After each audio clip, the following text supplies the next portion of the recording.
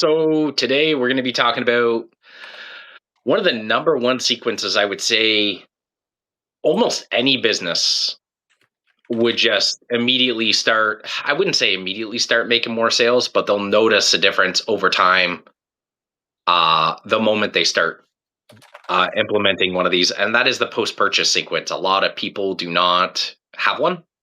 They either do it poorly, not at all, or it's as simple as like a thank you email and then that's it. Obviously, a lot of my experience has been with info products, coaching, and stuff like that. Brad, you're more so ecom and such. So I would say the psychology of it is still much the same. At least the way I've done it in the past is it's based on consumption. Like, what can we do to help the person be successful with what they just bought? Is basically the way I've always done it. How about you? Yeah, that's like the main. Well, I think there's a few different objectives with post purchase. That's one of them, but I would say there's a few. I'm going to actually pull open because I have it listed all in my own, just so Nice. I don't forget any. So there's a few objectives to a post purchase sequence. I think there's like proximate objectives, which are like the near term, and then the ultimate objective, which is the fun, like the ultimate thing you want. So some Yeah. proximate ones are like overcome the immediate buyer's remorse. So like even if I think we talked Yes. about this probably in a past live about a different flow, but no matter what, there's inherently some level of buyer's remorse. Even if you really wanted to buy the product, even if the customer really wanted to buy the product, there is some level of, oh, I just, money went out. The product's not immediately in their hands, so they cannot like see the win necessarily. So there's that kind of gap, like, was this the right move? They're like, some money has left their account or has been added to their credit card or has left their wallet if it's like in person, right? So Yeah. first goal is to overcome that because that reduces, refund rates, return rates, those kinds of things, chargebacks, whatever the term you want to use is. And then it's also to get the customer that win. I think that's the one you said, right? Get the customer to Yeah. get a win, actually enjoy like a benefit of the product as soon as possible. And then on the third one is to get the next order, the next purchase from them because they're a buyer now, and buyers are easier to sell to, but you don't want them to just be a one-time buyer, right? It's better than them not buying, but you want to have more repeat buyers. And then, like I said, the final goal with it is a lot kind of intertwined with that is to create customer loyalty, and that will kind of come through some of the other three goals where you're communicating with them throughout the post-purchase flow. So it's basically like in stages: overcome buyer's remorse, get them a quick win with the product, get that next order, and kind of through it all, creating loyalty, starting that relationship strong so that they become a long-term customer. So that's kind of four objectives for it. That's why it's a little more complex. There's a lot more you can do with post-purchase flows and segmentation and personalization and these things. So yeah. Meant. Yeah, I would say one of the more interesting ways. I think the first post purchase sequence I ever went through online was one of Ian Stanley's books. Like when I first got into doing copywriting and the whole internet marketing thing, it was one of his books. And the way he did it was his post purchase sequence was basically a thank you email, reiterating the good decision you made by buying, basically trying to overcome like what you said, the buyer's remorse. But then what he did, because there's a gap, because it was a free plus shipping offer, right? Mhm. So you always know like that shipping gap, like how many days is it likely that these people are going to take to get the book, right? And the way he did it was he gave the first two chapters via Mm. PDF, right? So he's like, hey, since I know you bought this, it's going to be coming. I included the first two chapters of the book to tie you over until then, plus an additional bonus at the end. So it's like, okay, I'm going to give you additional free value. And then what he also did was from that point on, I think it's what's referred to as like a Fibonacci sequence. So like I forget the exact way to calculate it, but it's a mathematical Oh equation yeah, yeah. of it's basically decay, right? So like you're gonna post purchase, you're gonna email people day one, and then you do 1 plus 1. So then you're gonna email them day two, and then I think it's like since you're emailing on day two, you +1, then you wait 3 days, and then you Oh, wait 4 days, and then you like, it decays over time, but you're gonna continually email them, basically to get them to still consume, I think, after the first week. So, like, the first week, you're gonna basically email every day, basically to help them consume the information. But then something else, I seen Ian do, and also other marketers when they do, like, what the post-purchase consumption sequence, whatever you wanna call it, is they reiterate the one-time offers that came up when you went through the initial funnel, but at the higher price. So if it was like a one-time offer for 50% off, they're now, because you're in the consumption sequence, but you're still a buyer, they're going to treat you better. But now it's only 25% off. So now you've anchored people that, hey, this was worth 500. You had the chance to get it for 250, but now it's 350 or whatever. Those are just hypothetical numbers. You don't have to use those. But what you're doing is you're help guiding people through using the product, but going, hey, if you want to go deeper on this, bigger, faster results, whatever. PS, here's, and then you reiterate the one-time offer that they've had already seen, but since you've guided them through the process and all that, and basically what you're doing, I guess, effectively what you're doing here, not just the whole point of consumption, but is to earn trust too, right?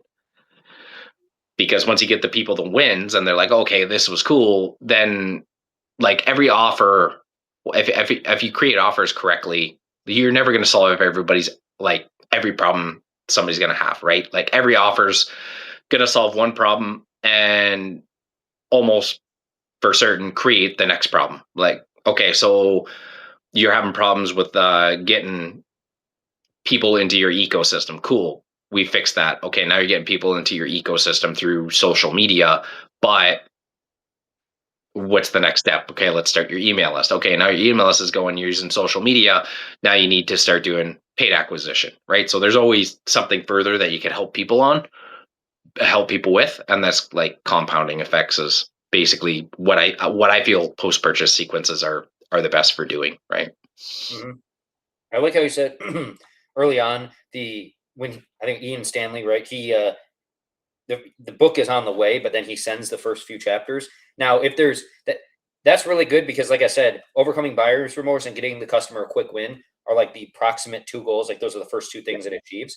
So if it's a physical product that's on the way, normally you can overcome buyer's remorse somewhat with like hyping them up and like showing Yeah, testimonials, like reassuring them and really hammering home that they made a good decision. But words can only go so far, and then you also can't really get them a quick win until the product's in hand. But with something like a book, if it's a physical book, just giving them literally like the digital version of some of the material, even if it's not the full thing, you overcome buyer's remorse more because you aren't just reinforcing it with words. You're also like, hey, by the way, it's still in transit, but I want to get you started early. Here's the first two chapters, so they can. And it's like a smaller amount, so they don't. It's not like them trying to read the whole book at once. It's like all they need to mhm, read is two chapters while it's in transit, so they can consume some of it already, get some benefit, some value, which helps further overcome buyer's remorse because they get that they get the thing right away, and they potentially, depending on what content, what information is in there, get some sort of quick win. Now, with that's with a book, that's a special kind of physical e-commerce. If you're selling a book, you can send the contents of the book because it's a piece of content in a way. But you can kind of do that with physical. Like even if I'm selling, I don't know, like my Bluetooth speaker here, or if there's like some sort of content piece that can go along with that, like that you can send digitally, even if it's like an instruction guide, I don't know, like something like that. I can't think of something right off the top of my head, but if it's like some sort of content that like supplements the product, then you can send that right away. And so they can already see, they can start to like, it's not as good as having like the actual physical thing in hand, but they can start to see how they might use the product in real life. They can start to, and one of the emails I like to include in post-purchase flows is kind of like that. It's like a quick start guide, basically I call it. And you can send it and then you can reiterate it when it arrives. Like it's kind of like the instructions, but it's like, here's what to expect when it arrives. Here's how to, open it or whatever. Here's how to set it up. Here's how to start using it. And so yeah, even then, and then if you provide like, I don't know, like maybe some short little ebook guide thingy that goes with it, like they're already getting some value while the thing is on the way. And and getting some, like, again, they can get a quick win in some sense because they can at least understand when it arrives, they can get it faster, but also they got something extra that's valuable. So you've overcome buyer's remorse more because you've already delivered something that they paid yeah, for. So even with physical product e-commerce, there's probably like you can create some sort of digital asset that complements the physical product. Like, I don't know, maybe let's take, I like to use supplements all the time because it's such an easy like Yeah. niche to lean on. If it's a supplement, you can literally like you might have it on the product page, but you can literally send them now, getting around any leaving aside any like compliance issues with telling people how to use supplements or whatever, there might be some sort of routine you send that like some sort of doc with some sort of routine or some sort of guidance or something like that that like helps them use it better and it arrives beforehand so that they're ready and something like that, just even for a physical product you can do that, but it with something like a book that's like a I can't believe I'd never thought of that before, like literally just send them the first two chapters, or if you can Yeah. send them kind of like when you're promoting a course, like one thing people will do is give away like one of the most valuable lessons of the course for free because Yeah. that's the thing that's going to get the most people interested. And not saying the rest of the course is valueless, but they go into the course and they already have the most valuable part that hooks them in. Then they get the rest of the course once they buy. So it's kind of like that. It's like maybe give them like one of the most valuable parts of the book, and then now they're really really excited to see okay what's how does it fit into the rest of the book, what else is in the book that I can learn. So I mean, that's a good idea. Is just like giving it away digitally ahead of time. Obviously, if you like sell like I know people like they sell a physical copy of their book and then they have a bump offer where it's like you buy the digital copy, you like pay 10 extra, you buy the digital one. That is another unique way of doing it, and that they're getting the full book if you sell it physical, but they're getting the full book in digital form.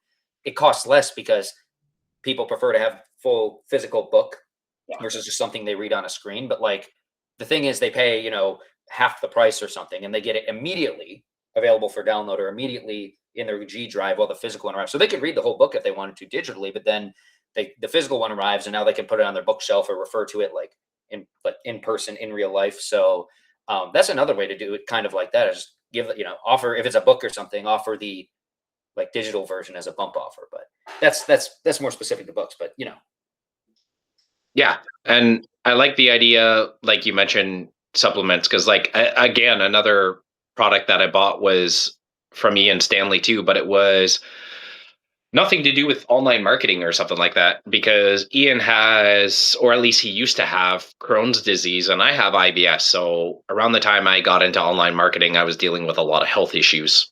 One of which was IBS. So a lot of the foods I used to be able to eat, I could not eat.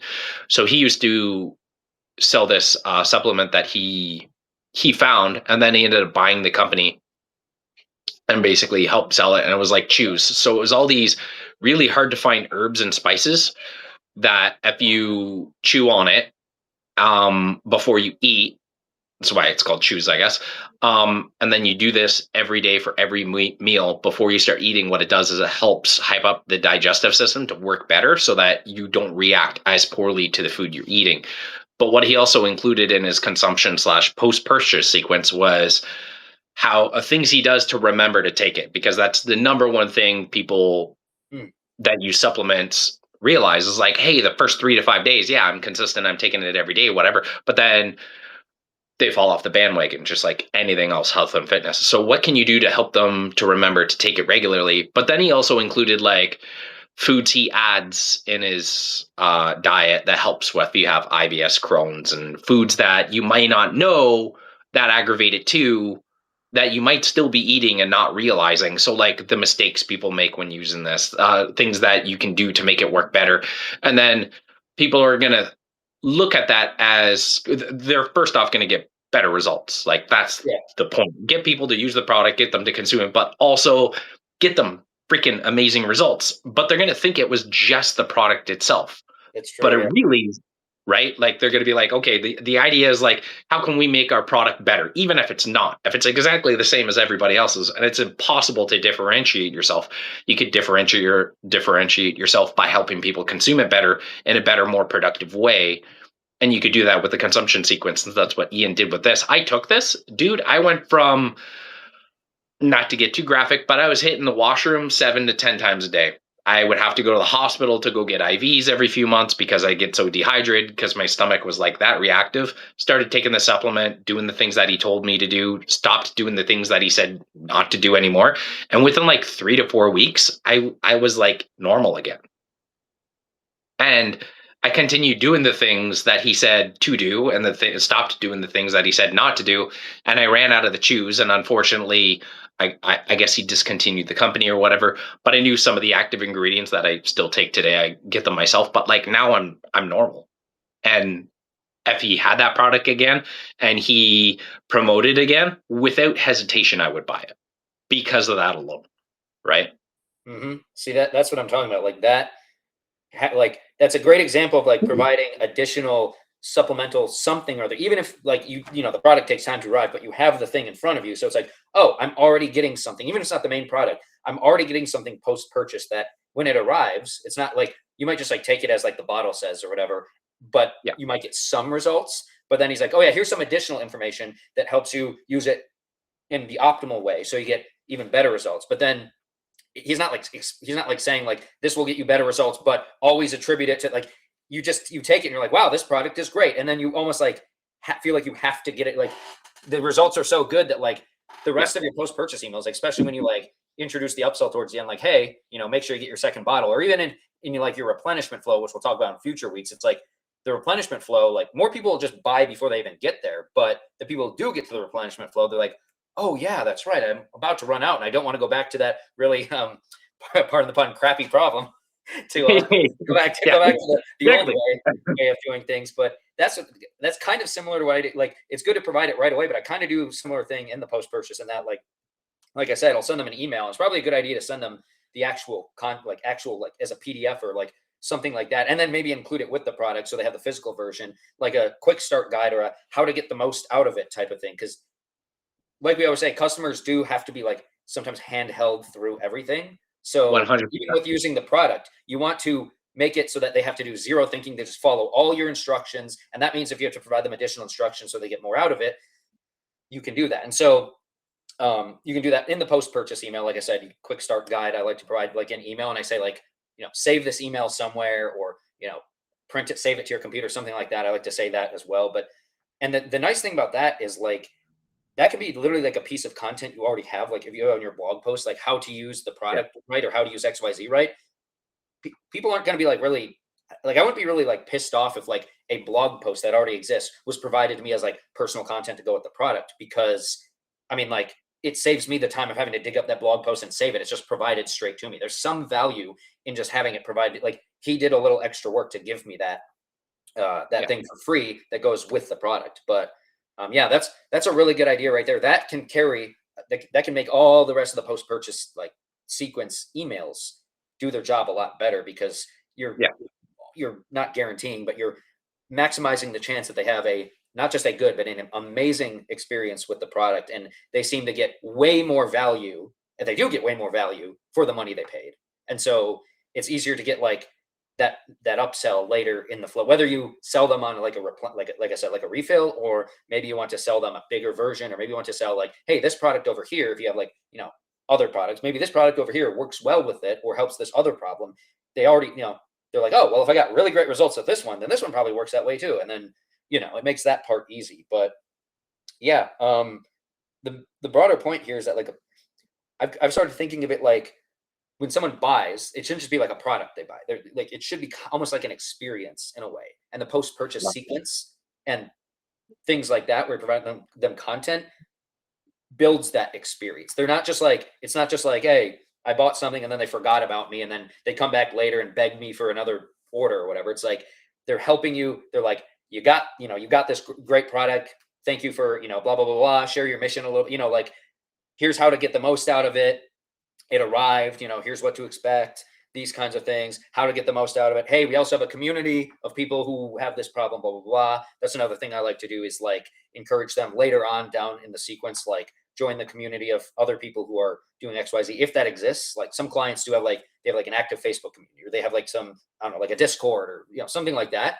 Try to get them to join that. So that helps get results too, because they meet other like-minded people who have the same type of thing going on. And then they can kind of like share their results, and they can all kind of hype each other up. And then also towards the end, that's when you can introduce upsells. Now you can do an upsell earlier on, if you frame it like, hey, if like a before it ships, that's what it's called. Like they order something, but the order has not been packed and shipped yet. 100%. So it's like, hey, your order's about to be packed and shipped, but do you want to get anything else? Like that way you get like, you don't have to get it in two separate shipments and like the shipping cost is lower or whatever, because you're getting both of it on the same truck, or both of it on the same shipment. So you can get with some people that one won't be as effective as after they've achieved the result and then you upsell Yeah. them, but it will get some people are like, you know what? Yeah, I'll get this as well, this other product, or I'll get more of the same, perhaps if they, I don't know, if they're some people who might come in with a higher like level of implicit trust on the first on their first purchase. And of course that might work even better if you have, we can talk about this in a minute, but like if you have like a second or third purchase post purchase branch, return customers, that will probably be more effective for that because they already know that your product can deliver results, so that it makes more sense Yeah. to try to say like, hey, before it ships, do you want to add anything else? Do you want to add like a second order so that you don't have to order in the future? And at worst, if they do buy, that just means like, you make the same amount of money, but in a closer time frame, which means your cash flows are better. So, that, but it also likely means you just make more revenue in general because they're going to buy more down the road, or they're going to buy some for their, maybe it's maybe it's like a skincare product. They buy it for someone else in the household or something like that. So, yeah, there's a lot there. I guess there's a lot there on the upsell side of things in the post purchase, and some other things you can get people to do in a post purchase. But the broader point is that the post purchase sequence should make, like I said, buying the product more of an experience, more of it like an experience engaging with the brand, right? Getting a little more invested in the brand, whether that's becoming part of the community or, asking the customer for feedback, hey, like, did you get any results? Do you have any questions? These kinds of things, right? Like creating a whole experience. So I mean, some companies do this, lots of them don't. So even just doing this, even if you don't know, like, even if you don't like have like the expertise to create like the best post-purchase sequence on earth, if you just like put in some effort to kind of do these basic steps, you'll stand out from a lot of other brands. People are going to be like, wow, like they actually care. And I have an example, like it's not like the perfect example because I was trying to help them, but like I talked about that meal kit company I work with. They did have a thing where like after the first week or after a few days, I think they had an actual sales rep like check in via SMS and say like, hey, like, is everything good? Do you have any questions? Like, we want to make sure if there's any problems, we can resolve those. So like that alone is going to stand out from someone who's just like sending like your next order's on the way, and hey, your next order is coming up, and you're making it a little more of an experience, and that's kind of the point of the post purchase flow. Yeah, for sure. Yeah, I have So, nothing to add well, to that. there is, like I said, Yeah.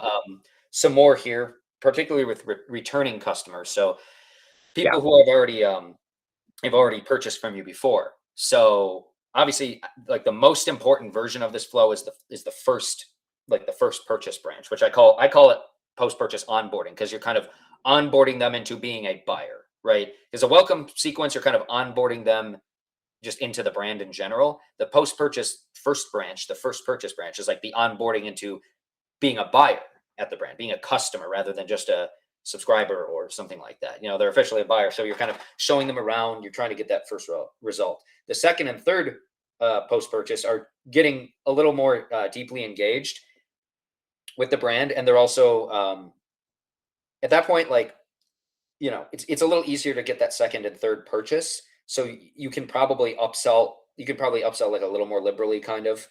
You don't want to like make every email like just spamming them with upsells, but you can upsell and cross sell a little bit more. And at that point, I would say in the first purchase in the onboarding one, if you have a loyalty program, that's a good thing to, or a loyalty or points or whatever. That's a good thing to introduce in there. If you have it, you can be like, hey, you already earned points off your first order. Like your second order, you get more points, and eventually you can use that towards discounted or free purchases later. But you could do that in the second and third branches as well. But in the second branch, that's if you don't do it in the first branch. In the second branch, that's where you want to ask for a review, because if someone has purchased twice, much higher chance that they have a positive view of you. Now, obviously, you want to do as much. You sell a good product, right? You're not selling crap, and you're trying to help them to get a result. So you could ask for a review in the first one, but you could just like ask kind of more casually for feedback. But then the second one, if someone has purchased a second time, that means they like the brand. Like no one's going to buy a second time if they hate the brand, right? Or if they hate the product. So at that point, you want to like you want to ask for a review and maybe start to introduce maybe by second or maybe by the third one, introduce other programs, like if you have an affiliate program or ambassador program, or depending on like how you've segmented your audience, maybe a wholesale program. So as an example, I worked through an agency with a CBD kind of what is it, like they had like salves and oil, and they had CBD gummies, all that stuff. Yeah. And the first purchase was just kind of like the standard stuff we've covered already. I can't remember the second or third branch, but we introduced like they had an affiliate program. So it's like if someone's buying a few times, this is like a niche where influencers, where people who like have their own email list or whatever, like lots of those people. So we're like, okay, like why don't we, people are buying more than once. They probably are willing to talk about it. They probably like it. So they're not going to be like lying and saying like, oh, I really like this product when they're not, obviously you do have to vet affiliates, but like that's beyond the scope of like just asking, hey, you want to join our affiliate program? But later on in the post purchase, you can introduce that to them. And so that can be an automated way to start picking up some more affiliates. And affiliates obviously can be a great distribution channel if you vet them properly, because you only pay when they make money. So it's basically, and let's say if you mail daily, you can only mail 7 days a week. But if you have a bunch of affiliates mailing, that's like mailing, if you have 5 affiliates, that's like mailing 35 more times a week, right? 7 times 5. Although, if you divide that in half, if it's like 50% commissions, well, divide that in half, that's what, like 17 and a half or whatever more times per week, if you want to do the math like that. And then you get a lot more distribution, you get access to potentially new audiences, and you just get a lot of like passive revenue in exchange for, paying out commissions to your affiliates. And then another thing we did, they had a wholesale program. So like, I don't know, like massage therapists, for example, who I like want to use CBD oil or use their herbal essential or whatever, all those things, right? Or gyms, I think, or like fitness centers or like health clubs or like those kinds of things. It's like, well, if we can get some wholesale customers, like obviously they buy lots at once, they're wholesale. So if we can hit some of those, get some wholesale customers, like that means huge, even though we, take a little bit of a hit in terms of profitability, you get huge sums of sales at once. So those are some other things like you can introduce, like kind of things that are programs with your business that kind of presuppose some level of customer loyalty, some level of customer trust. So they already like you. You don't necessarily, you can introduce those depending on your brand and like the first purchase, post purchase, and the onboarding. But those kinds of things you might want to wait until they've kind of shown that they like your brand by buying from it again. And there's probably some further personalization techniques you can do to make it so like they've bought from your brand multiple times, but only if they've purchased X dollar amount over their lifetime, right? Like there's probably a bunch of ways to do that we don't have to like, get into the nitty gritty of that. But, in those second and third ones, you want to kind of like thank them for their loyalty as well, reiterate your mission, and kind of tell them like the repeat customers like them, or don't necessarily phrase it as repeat customers. Like you could say like the people who keep coming back and supporting us, they're what make our mission possible, right? Like, because they're the ones who keep supporting us. So you want to keep reiterating that and thanking them for that, and make them feel like they're part of, especially if you're more mission driven, like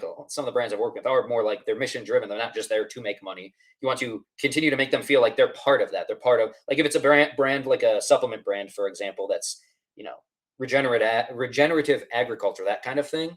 If that's who they source from, like, and that's like their mission to support that kind of thing, you want to make the customer feel like that, by purchasing multiple times, by continuously coming back, that they are a part of that. So you want to do that in the second and third, 3+ purchase, post-purchase branches. You want to make them feel like they are part of a movement or a mission, and they actually play a role via their dollars. You don't necessarily phrase it like via their dollar. You can, I suppose, but you see what I'm saying. Like every time they come back, they're advancing that mission just a little bit more. So yeah. Yeah, you're appealing to people's identity.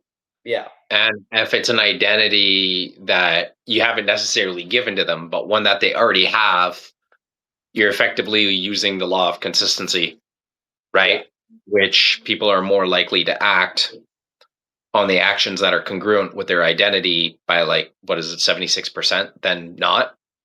So if you can find ways to do that, like what's your tribe refer to themselves as, call them that? what are their beliefs, paradigms, and all that, and how you can appeal to that way.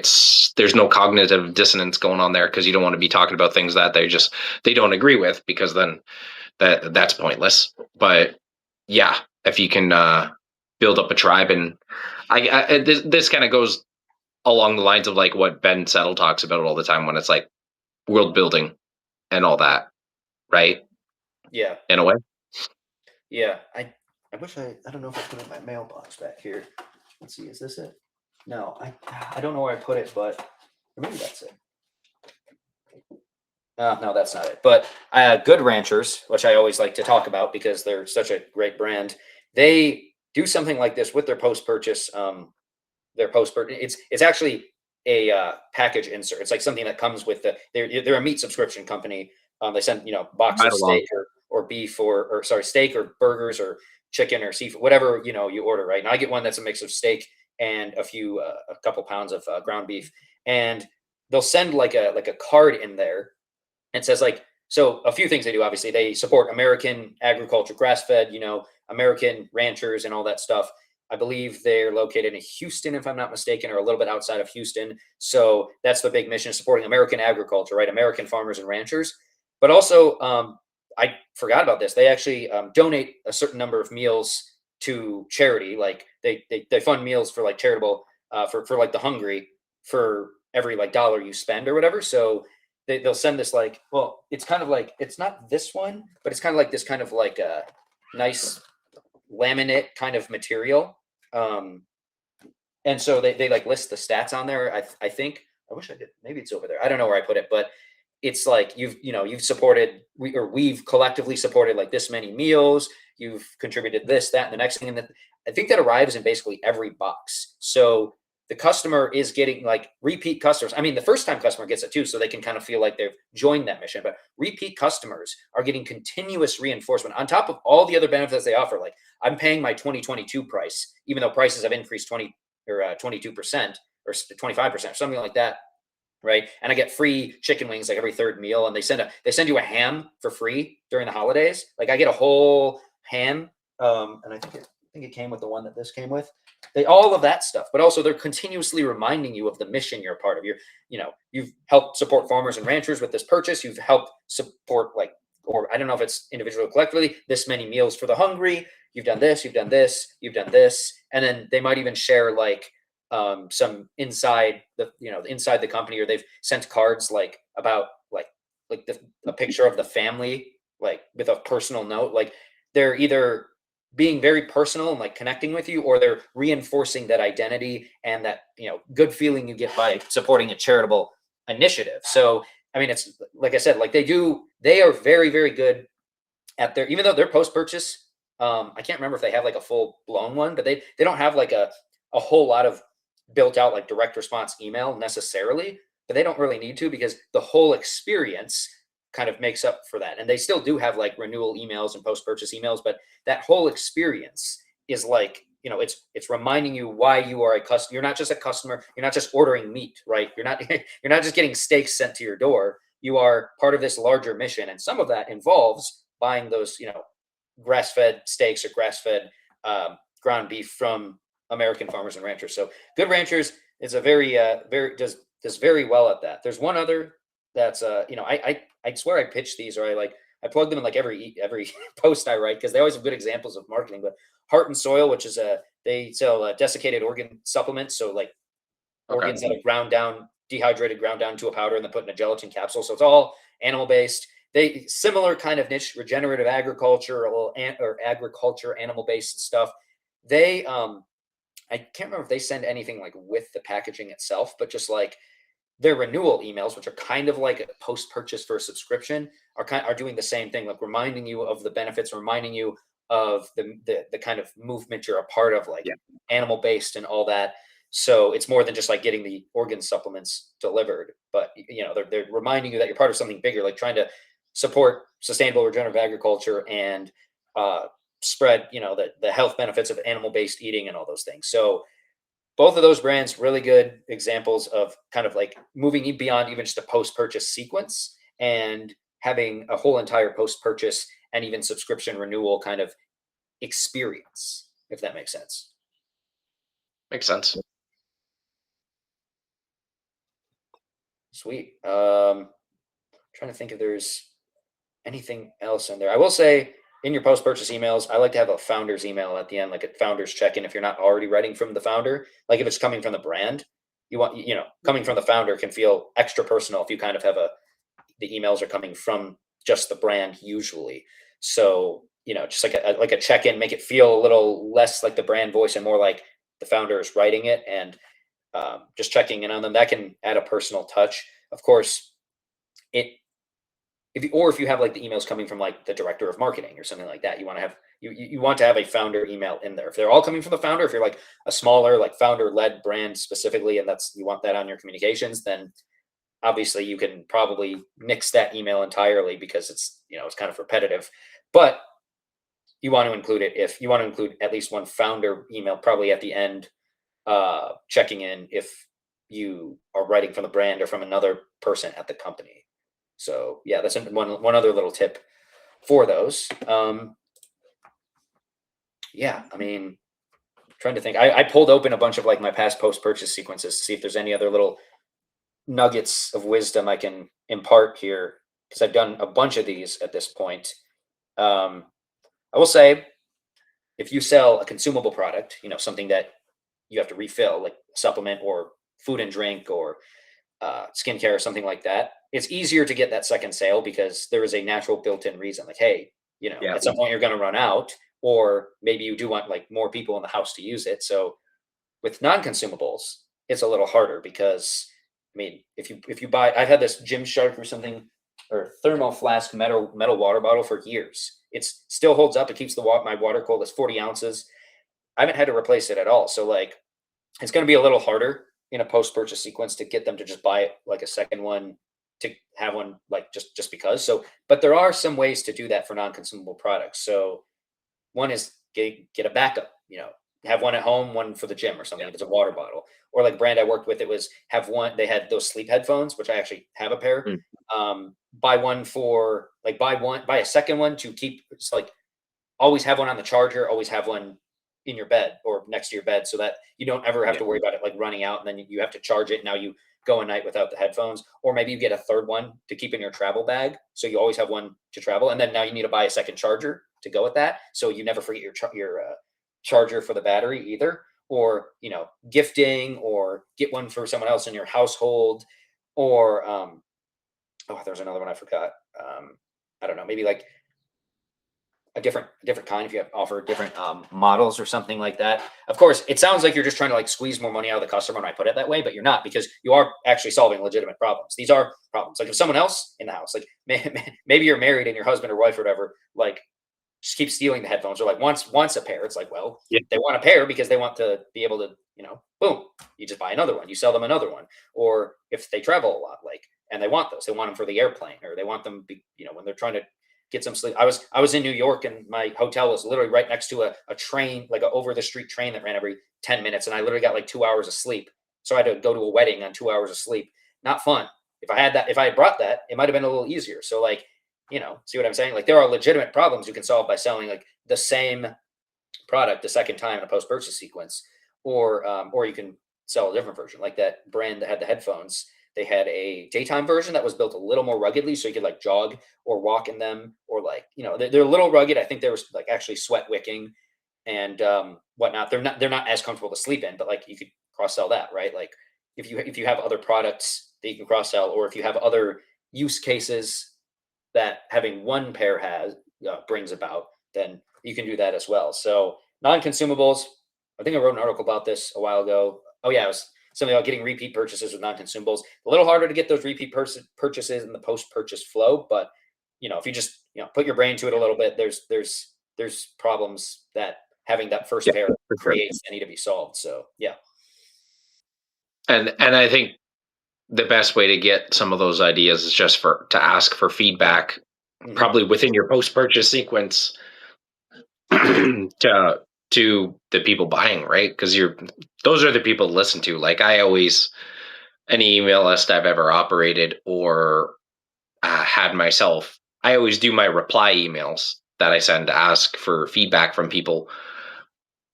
Um, but the people I primarily listen to are the people who have bought from me in the past. It's impressive the amount of people who have no issue telling you what they want, and then you can create it. And Yep. then they don't buy it, but then you talk to the people who have bought off you before, and they'll give you exactly what they want, and then you create that, and then everybody on your list buys, right? So always, I think that's Gary Halbert's little thing is appeal to the foxes, not the hens, or something like that. Yeah, So people who when bought from when you are more willing to spend money. So if yeah, they say they want something, it's just automatically higher priority than someone who hasn't bought yet. Like, yeah, exactly. how it works. But a couple other quick little things I totally forgot to point out: post purchase sequence. So normally, like, the bare minimum post purchase sequence is like a order confirmation, a shipping confirmation, and an arrival confirmation. But you can like punch those up a little bit, and make them fun. Like, I know Chris Orzakowski a long time ago. I think he has an article about this somewhere, but like, he would make like the shipping confirmation email like a personal note from the like, it has all the details, like, Yeah, tracking link, or like the order confirmation. I mean, here's like your tracking link. Here's like the information. Here's what you ordered, the price. All that important stuff. But then it's like a whole email from like the two founders, and he has a picture of the two founders at like the bottom in like a signature block, and it's like it's like a couple paragraphs worth of. It's not in a couple paragraphs. It's like line by line, right? But it's like a whole, like, email, like a direct response kind of email, that just thanking them and whatnot. So that's kind of like the first email you want to do. But you can do that for like the order confirmation. You can make the shipping confirmation a little bit more yeah, fun. Even the arrival confirmation doesn't just have to be like it arrived at your door. You can be like, heck yeah, it arrived. Run. Have a little fun in there. Like, if you haven't already sprinted over to your door yet to tear the packaging open, some sort of fun little, like, paint a yeah, picture of them excitedly opening it. You can make those even a little more fun, as long as you also provide the basic details that they would want, like or what the items are and everything. So you can play with those too. But if you do that, it just makes the whole thing a little more engaging, a little more fun, a little more human feeling. So yeah. yeah, man. Hmm. Mint. Do you have any other stuff on post purchase flows? I think we covered a lot. I think we hit it all. Yeah. um, We'll say one other thing yeah, in terms of emails. When it's like, you could send, like, when it's just shipping out, you can send them like the quick start guide, but you can also just like point them to helpful resources as well. Like, if they just ordered, like, I have one in here, like this interesting, weird, kind of woo woo health wearable thing. I linked off to, because this could be a buyer's remorse angle. It's like, what if they're not sure about if it works?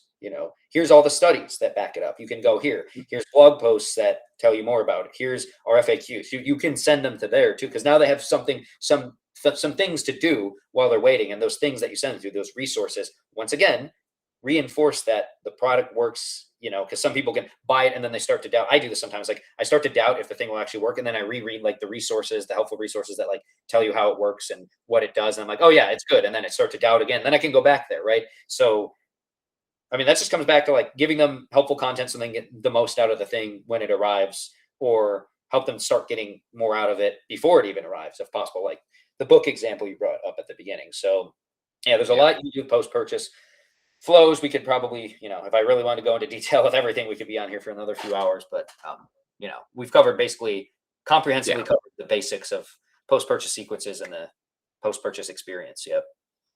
yeah, man. Perfect. Yeah, Cool. I think we're good. Yeah, I mean, there's nothing else. I mean, we can call it there, and yeah. Sounds good. All right. All right. Thanks Thanks, everybody Paul. for coming, Yep. and see y'all next week. See y'all. See ya.